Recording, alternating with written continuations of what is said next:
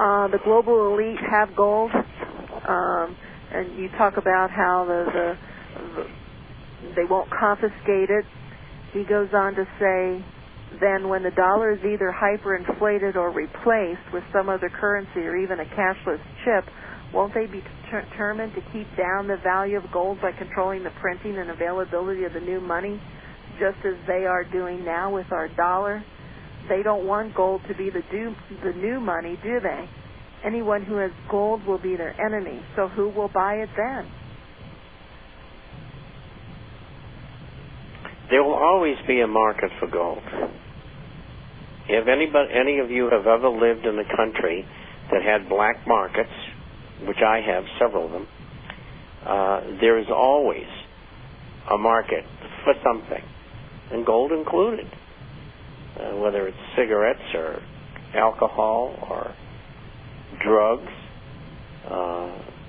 Then there's the things that we normally use, such as soap and hygienic products and razor blades and chocolate and even shirts and things like that.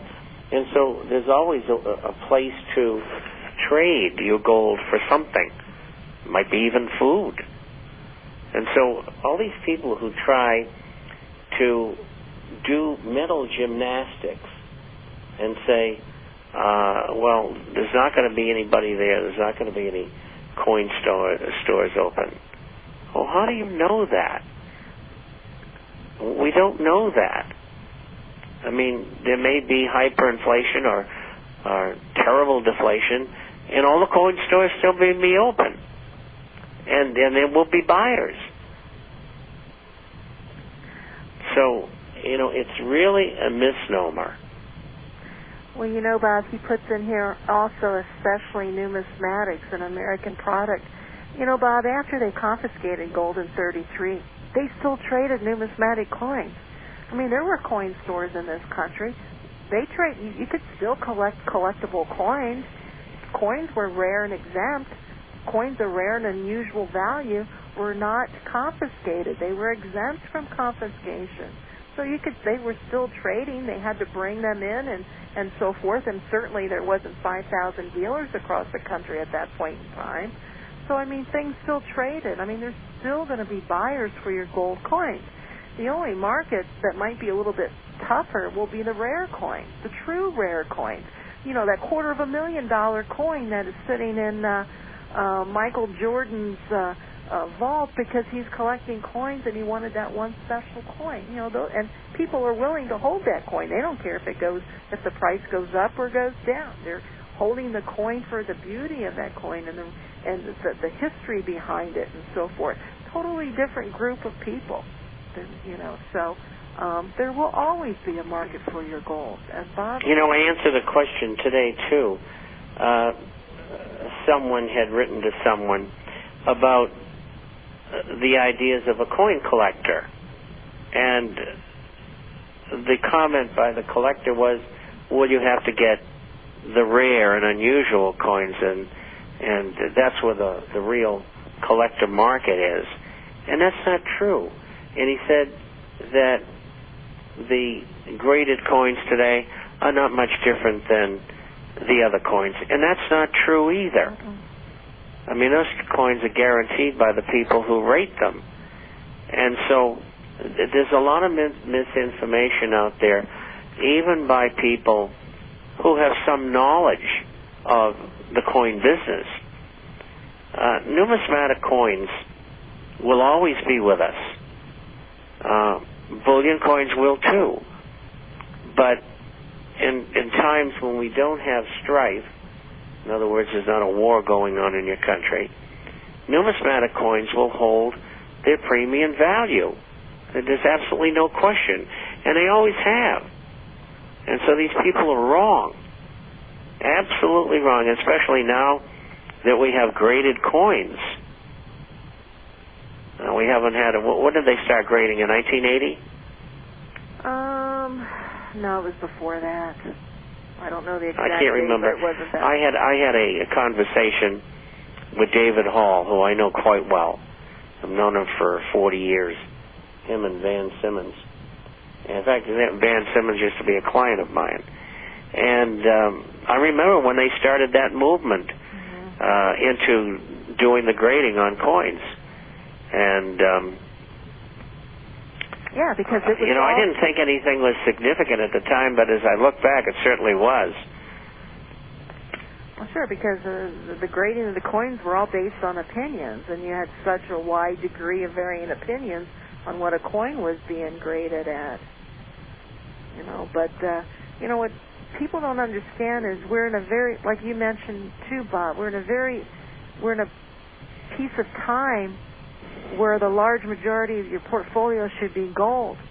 If our country ever gets back to a good economy again, you will be selling your gold. You'll be keeping a certain percentage of it, but you won't be holding this large amount of gold in your portfolio. You'll be reinvesting that. And then you also have to remember, too, as we go along through these bad times, we'll be trading out these gold numismatic coins, the mint state, 61s, 2s, 3s, and 4s, to purchase bullion coins. So you'll be able to increase the number of ounces in which you own. If gold goes to $5,000 and you own an ounce of gold, all you have is an ounce of gold at $5,000. That's not bad.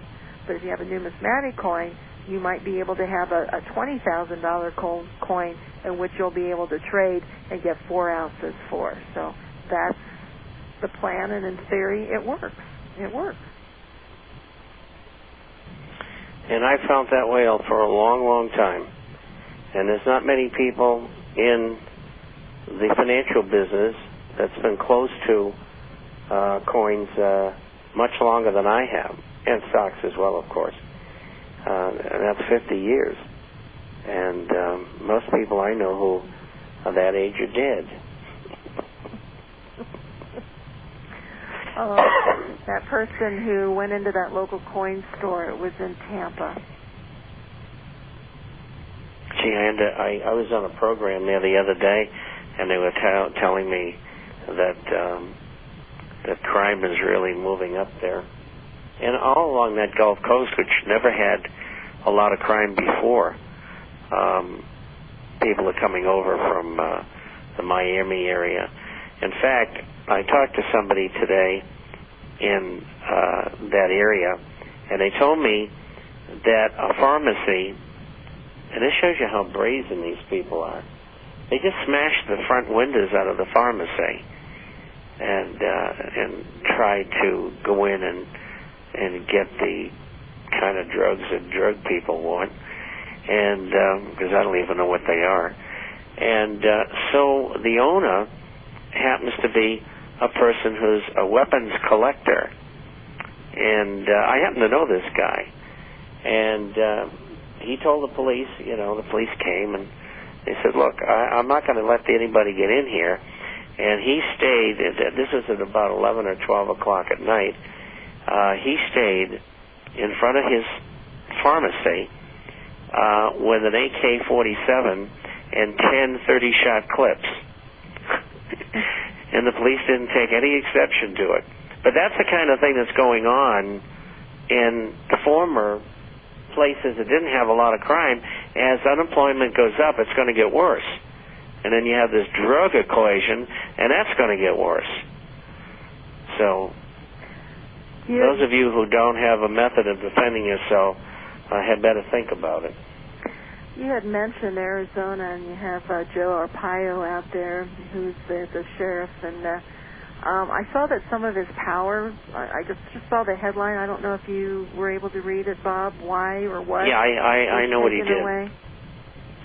Well, he'd been capturing 30,000 illegal aliens a year, and they said that he was preying upon them.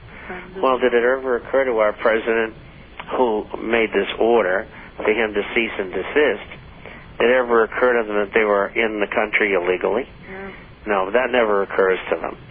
So the whole thing is buying votes. That's what it's about. And paying taxes, particularly Social Security. And before our president is out of office, and I don't think he'll last more than 4 years, before he's out, he's going to try to legalize every one of them. and that's why he wants our appeal. I can't get the pronunciation on that, but I think you all know who he is. To stop obeying the law and enforcing it.